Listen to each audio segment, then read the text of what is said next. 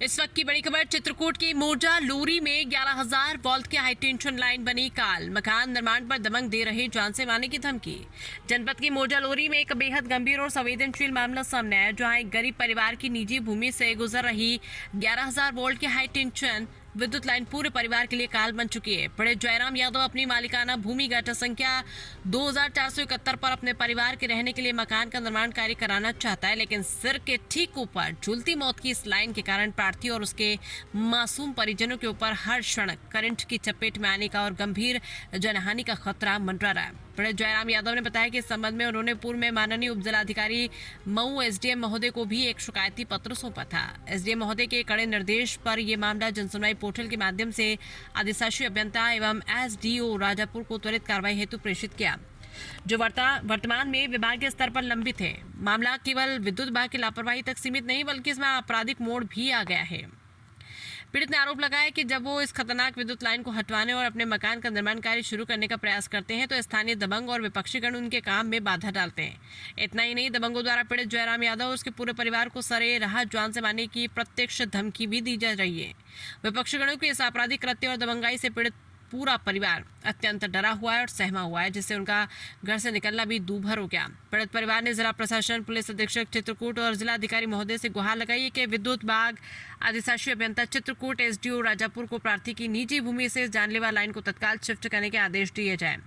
साथ ही कानून हाथ में लेने वाले और जान से मारने की धमकी देने वाले दोषी विपक्षी गणों के विरुद्ध भी तत्काल रायपुरा चित्रकूट में आपराधिक मुकदमा दर्ज कर आवश्यक कानूनी कार्रवाई त्वरित की जाए, ताकि पीड़ित परिवार को सुरक्षा और न्याय मिल सके।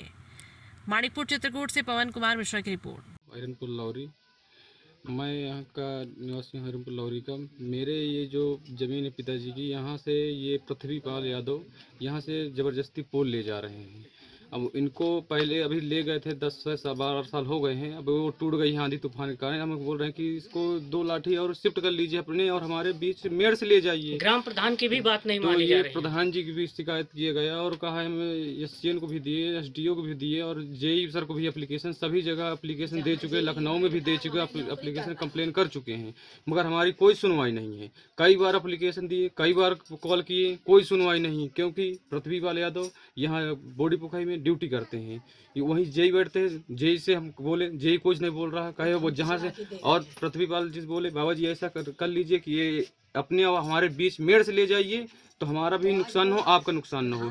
तो पृथ्वीपाल यादव जी ने धमकी दे रहे हैं, मैं ले जाऊंगा तो वहीं से ले जाऊंगा, मैं इधर उधर नहीं करूंगा, जो जहां तुम्हारा हो अपना तुम बना लो, मैं नहीं हटाने वाले आलू, मैं वहीं से ले जाऊंगा जहां से गई थी। तो इसके लिए हम कई बार कंप्लेन कर चुके, कोई हमारी सुनवाई नहीं हो रही है, क्योंकि ये यहाँ ड्यूटी करते हैं। तो जेई और कहा एसडीएम सर ये सब कहा इनका सपोर्ट कर रहे हैं, एसडीओ भी कोई सुनाई नहीं की कि हाँ ठीक बार एक बार आए, कोई जे भी एक भी बार नहीं मौके आए पे हैं, कोई भी नहीं आ रहा बार बार।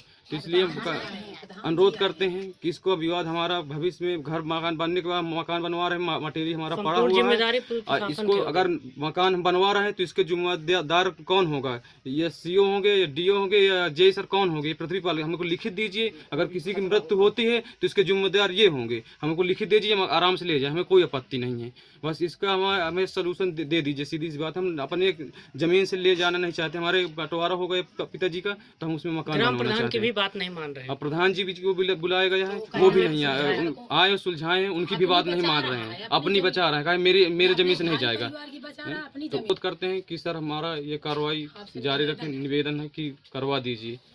हुआ 1 महीना हो गया। अभी हमें ये है कि वहाँ पे एक भाई को जगह दिया गया हमने घर बनवाने के लिए।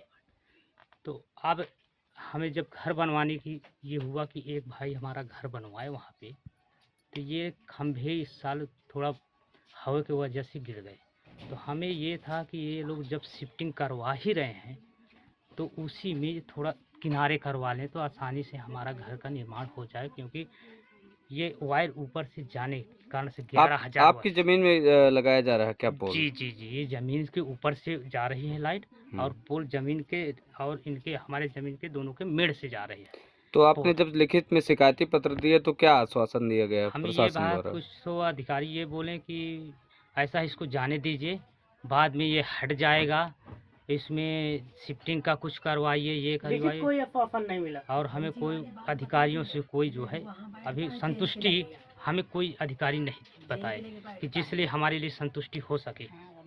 कहाँ का मामला है? ये अपना लौरी ग्राम सभा रामनगर ब्लॉक चित्रकूट डिस्ट्रिक्ट। अच्छा, क्या नाम है आपका? मेरा नाम जगतपाल यादव। पूरा नाम बताइए, पिता का नाम अपना। जगतपाल जी। सनाब जयराम। अच्छा। अभी मैं खड़ा हूँ लौरी ग्राम पंचायत पे और ये रामनगर विकासखंड का मामला है, जनपद चित्रकूट का है। आपको बता दें यहाँ पर एक ज़मीनी विवाद चल रहा है जो कि काफ़ी दिनों से इन्होंने लिखित में शिकायत भी दी। एसडीओ और जेई एक्सियन यानी यहाँ के जो संपूर्ण लाइट विभाग संबंधित जो भी अधिकारी हैं उनको सभी को ज्ञापन दिया गया था शिकायती पत्र के द्वारा, लेकिन इनकी कोई कार्रवाई नहीं हुई है। इस द्वारा आज यहाँ पर हम पीड़ित घर के आए हैं। पीड़ित परिवार जो बहुत डरा सहमा हुआ है और यहाँ के लोग जो हैं वो जबरदस्ती उनकी ज़मीनों पर अवैध कब्जा करने का प्रयास कर रहे हैं, जबकि यहाँ देखा गया कि जब सर्वे नहीं हुआ या लाइट का अगर कोई भी विवादित ज़मीन है तो उनकी ज़मीनों पर अवैध पोल गाड़ना ये उचित नहीं है। जबकि यहाँ पर अभी हमने बातचीत की, पीड़ित परिवार से पूछताछ की तो उनमें उन्होंने बताया कि हमारी जो ज़मीन है उनकी भी बाजू में उनकी भी ज़मीन है, जो कि ज़मीन के बीच में हम कह रहे हैं कि उनकी भी मेड़ लगा करके हमारी भी मेड़ लगा करके बीच में अगर पोल गाड़ दिए जाएँ तो हमें भी संतुष्टि है, उनको भी संतुष्टि है। लेकिन यहाँ कुछ संबंधित अधिकारी की संलिप्तता संदिग्ध नज़र आ रही है, जबकि पीड़ित परिवार का कहना यह है कि हमने अगर लिखित में शिकायत की है तो कम से कम आपको यहाँ पर आकर के सर्वे करना चाहिए, उसका निराकरण पूरा करना चाहिए। जबकि इन्होंने लिखित शिकायत संपूर्ण समाधान दिवस में और कई जगह उच्च अधिकारियों को भी दिया है, जबकि अभी तक कोई इसका निस्तारण नहीं हुआ है।